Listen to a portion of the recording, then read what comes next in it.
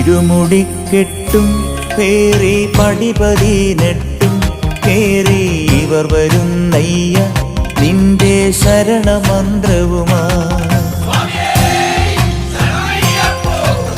നട തുറന്നയ്യ ദർശന സുഹൃതമേകണമേ നിന്റെ മിഴി തുറന്നയ്യ കനിവിൻ അമൃതു ചൊരിയണമേ. ഇരുമുടിക്കെട്ടും പേറി പടിപതിനെട്ടും കേറി ഇവർ വരുന്നയ്യ നിന്റെ ശരണമന്ത്രവുമാ.